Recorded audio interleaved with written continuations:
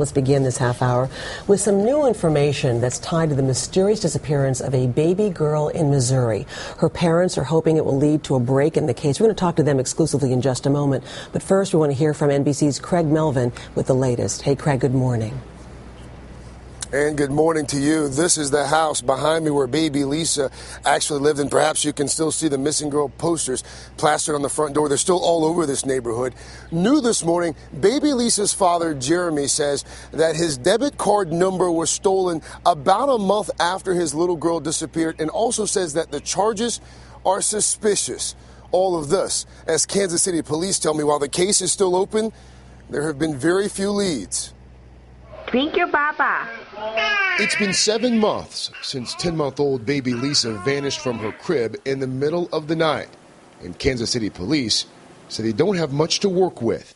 But Lisa's parents, Deborah Bradley and Jeremy Irwin, hope exclusive information provided to NBC News leads to a break in the case. According to Jeremy, 1 month after Lisa disappeared, his debit card was suspended because of fraudulent charges. Documents provided by Irwin show one transaction for $69.04, which he claims leads to a website specializing in changing your or your child's names. Kansas City police say they are investigating the debit card issue, but that it does not look promising or appear to be anything more than stolen card numbers. It appears this credit card was used fraudulently over a month after the disappearance of baby Lisa. That's a long time for somebody to steal a credit card and wait to try to use it.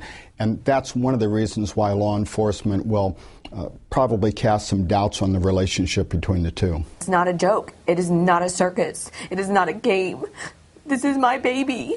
I'm curious. Lisa's parents last spoke out to Dr. Phil about their daughter's disappearance in February. Jeremy says he got home at 3:45 the morning of October 4th. The door was unlocked, lights were on, and Lisa's crib was empty. It's really, really hard because every day I wake up and I think about her, and when I go to sleep I think about her, and it's almost everything I can do to stay sane. Deborah has admitted to having several drinks the night Lisa was reported missing and does not remember when she last checked on her. Police searched the home and scoured woods just 3 miles away, close to where a witness says he saw a man carrying a baby around the time Lisa went missing. According to authorities, no information has surfaced about the man, and the search has so far come up empty. Now, her parents hope this latest development brings their daughter home. That emotional porch light will always be turned on that house and be turned on the investigation until we find out what happened to baby Lisa. Now, over the weekend, I asked Kansas City police whether the parents had continued to be cooperative with police, and police told me that while they have provided some information, none of it has been useful to the case, but they hope to continue to talk to baby Lisa's parents. All right, Craig Melvin this morning. Craig, thank you. Well, Lisa's parents, Deborah Bradley and Jeremy Irwin, are now joining us exclusively along with their attorney, Joe Tacopina. Good morning to all of you. Good morning. Deborah, we can see you have a photograph, a button of Lisa on you you're wearing. During that tape that we were just watching, you couldn't stop crying? No. What do you want to say about where you are now, 7 months after she's disappeared? I am a mess. I am frustrated. It has been almost 8 months and we're not getting any answers. We understand that the FBI and the KCPD has a job to do, but we need answers. We need Lisa, and it's unacceptable. The answer to us, we are looking at it, is unacceptable. When you say that you're frustrated, are you saying that you see that they're not doing enough, or that you're just unhappy with what they're telling you? Do you think I'm unhappy with what they're telling me, and it's been too long. And with this development they've had for a long time, and we still haven't heard anything. Jeremy, we just heard in this last report, you're talking about your debit card being used about a month right after Lisa disappeared. Right. And one of our producers took a look at this, and they looked at the company that was charged through your debit card for $69.04, and it leads to a stationary website.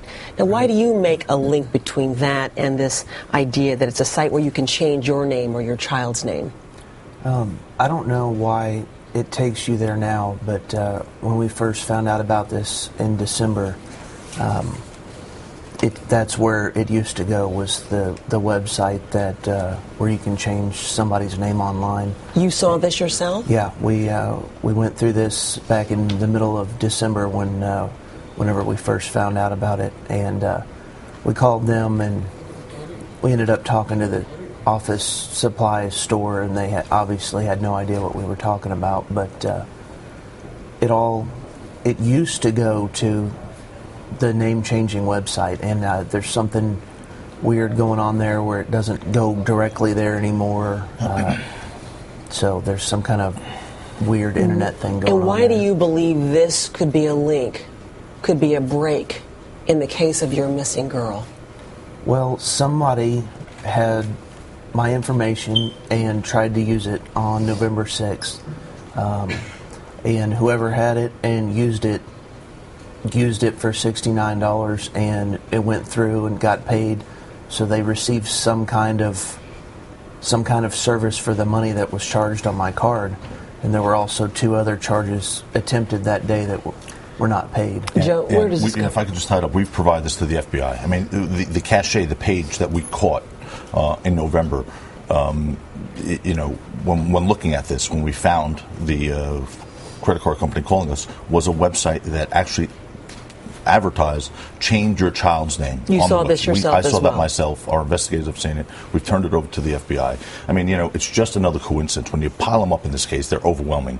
You have that coincidence, and maybe it's nothing, but, of all things, a website from the UK that provides a service to change your child's name over the internet for $69, and there's a fraudulent charge on his card.